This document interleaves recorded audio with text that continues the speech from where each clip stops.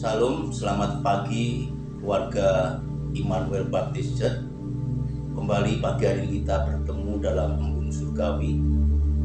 Mari kita akan belajar untuk menghidupi iman kita, melakukan iman kita, dan mempertanggungjawabkan iman kita. Namun sebelumnya kita akan berdoa terlebih dahulu.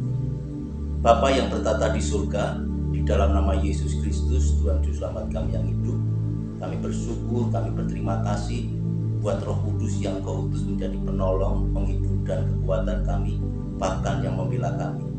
Pagi hari ini kami mau belajar menikmati anugerah berkat firman yang hidup itu, agar dalam sepanjang menikmati anugerah kehidupan ini, terkhusus di tahun 2024 ini, kami tetap menjadi pribadi yang menyenangkan Tuhan.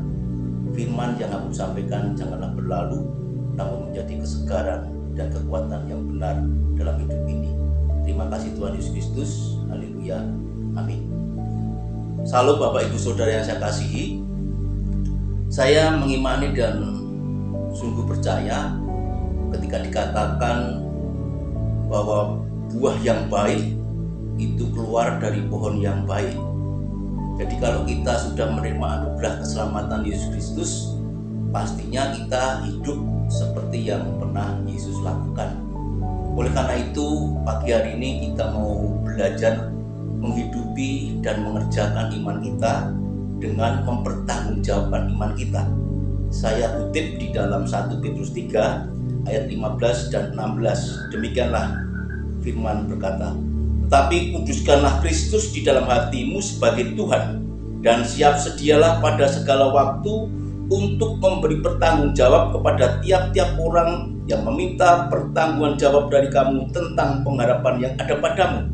Tetapi haruslah dengan lemah lembut dan hormat, dan dengan hati nurani yang murni, supaya mereka yang memfitnah kamu karena hidupmu yang saleh dalam Kristus menjadi malu karena fitnahan mereka itu." Dari dua ayat yang kita kutip, yang saya bacakan, ada 4 hal yang kita hidupi dalam pertanggungjawab iman kita, yaitu kekudusan hidup iman kita seperti Kristus Yesus, hati kita seperti Yesus Kristus sebagai Tuhan kita. Di setiap waktu kehidupan kita, kita membuktikan pertanggungjawaban iman kita, kekristenan kita bagi kemuliaan Yesus Kristus dan bagi orang lain. Kesaksian hidup kita dinyatakan lewat iman kita untuk orang lain agar melihat kemuliaan Yesus Kristus.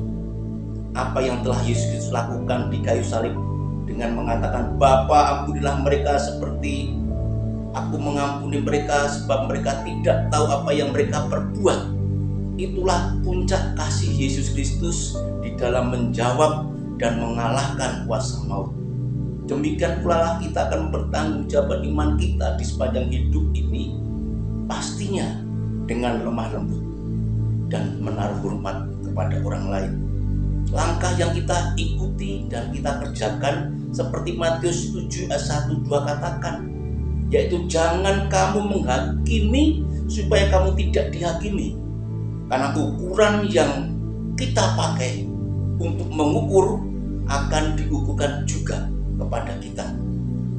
Oleh karena itu Bapak Saudara, tatkala kita mempertanggungjawabkan keimanan kekristenan kita dengan perbuatan-perbuatan kasih, perbuatan-perbuatan kebenaran seperti yang Yesus Kristus sudah teladankan, pertanyaannya, siapakah yang akan berbuat jahat? Ayat 13-14 mengatakan Bapak Saudara, "Dan siapakah yang akan berbuat jahat terhadap kamu jika kamu rajin berbuat baik? Tetapi sekalipun kamu harus menderita juga karena kebenaran, kamu akan berbahagia. Sebab itu janganlah kamu takuti apa yang mereka takuti, dan janganlah gentar." Sungguh iman dalam bentuk pengharapan kita. Kita disebut berbahagia karena apapun ketika kita berbuat baik dan Tuhan berkenan atas perbuatan baik, kita akan berbahagia.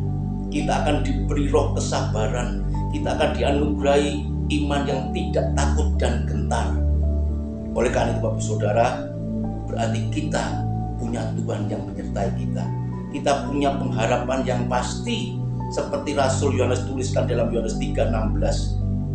Frasa yang mengatakan yang percaya kepadanya tidak binasa, melainkan beroleh hidup yang kekal.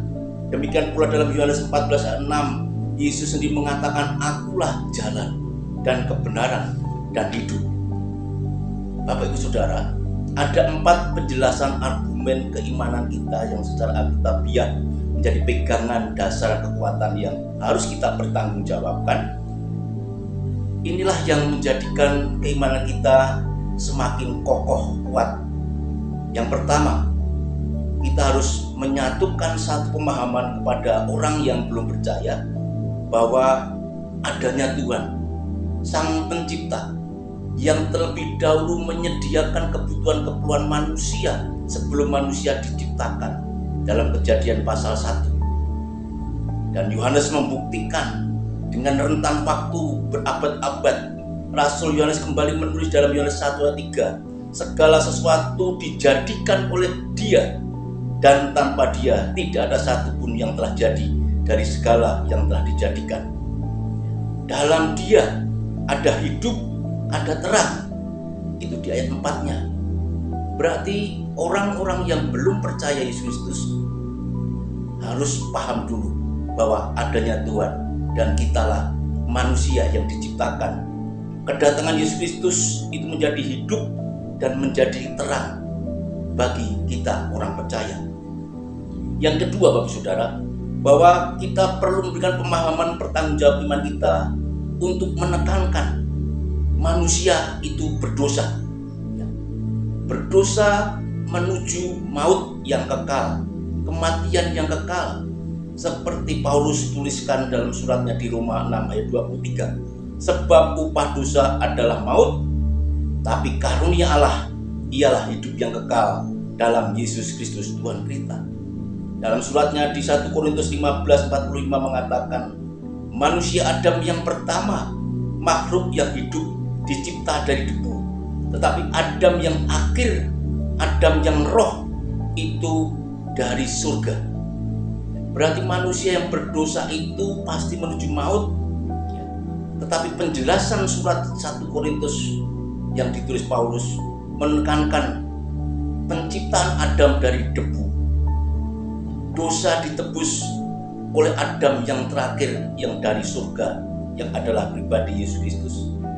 Dan ini menjadi pemahaman kita untuk maju ke depan, memberikan penjelasan kembali bahwa poin yang ketiga, Yesus Kristus, Tuhan yang pencipta itu, terus berinisiatif, terus berintensitas terhadap karya-karya janjinya, seperti tertulis dalam 1 Korintus 15 ayat 57. Tapi syukur kepada Allah yang telah memberikan kepada kita kemenangan oleh Yesus Kristus Tuhan kita. Tuhan Yesus Kristus, Alfa dan Omega itu, Sang Pencipta, Sang Penyedia itu, bahkan mau menjadi manusia dan disalibkan itu, memberikan rasa syukur kepada kita yang percaya, memberikan kemenangan kepada kita dan memerdekakan kita dari kuasa maut. Oleh karena itu, Bapak Ibu Saudara, tahap keempat di dalam memberikan pertanggungjawaban iman kita harus meyakini bahwa kasih anugerah Yesus Kristus harus dinyatakan, harus diakukan.